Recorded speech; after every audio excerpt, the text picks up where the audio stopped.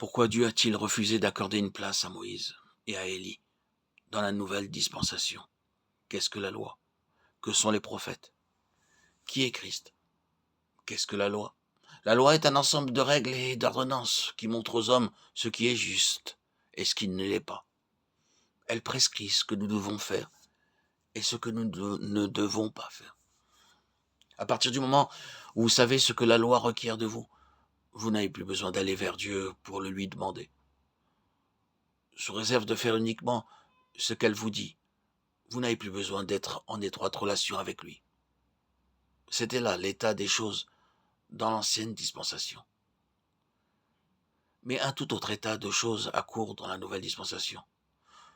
Le Nouveau Testament substitue le Seigneur Jésus-Christ à la loi. En voulant dresser 3 tentes, Pierre ne réalisait pas que Christ avait une position unique. Mais plus tard, il fit part de son expérience sur la montagne. Nous vous avons fait connaître la puissance et l'avènement de notre Seigneur Jésus-Christ. Mais c'est comme ayant vu sa majesté de nos propres yeux.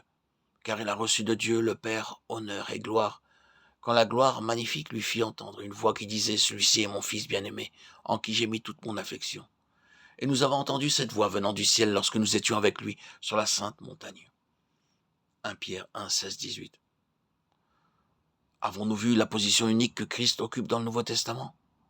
Le christianisme signifie-t-il pour nous Christ uniquement ou signifie-t-il Christ avec de nombreuses autres choses?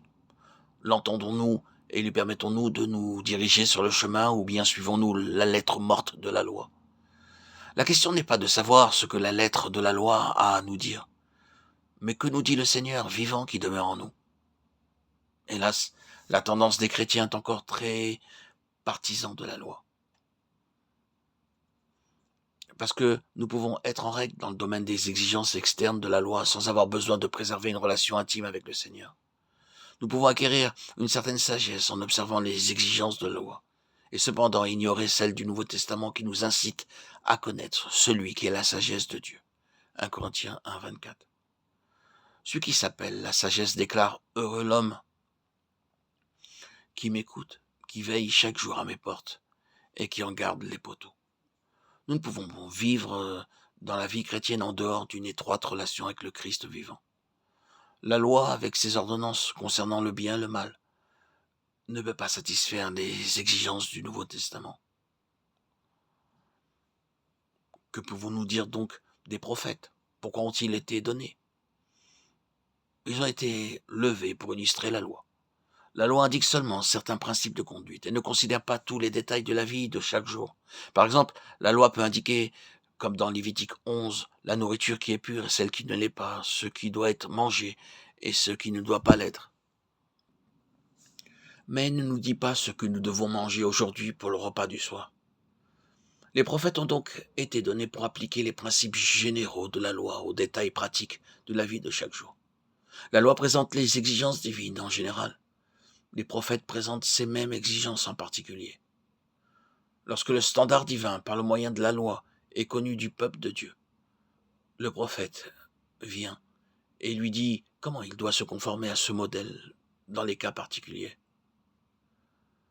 Dieu n'a pas voulu approuver la considération de Pierre pour la loi et pour les prophètes en présence de Christ, parce qu'il avait promis que dans la dispensation du Nouveau Testament, il ne se fera ni tort ni dommage sur toute ma montagne sainte, car la terre sera remplie de la connaissance de l'Éternel, comme le fond de la mer par les eaux qui le couvrent.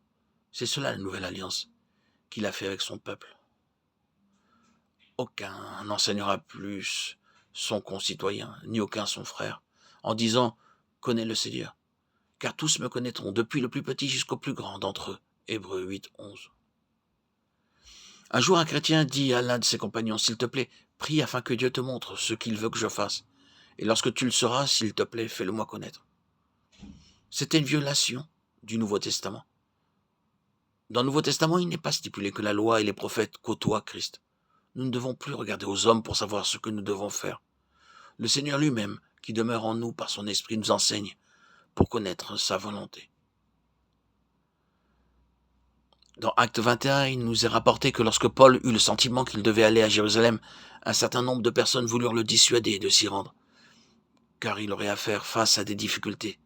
Cependant, il refusa de revenir sur sa décision. Pourquoi?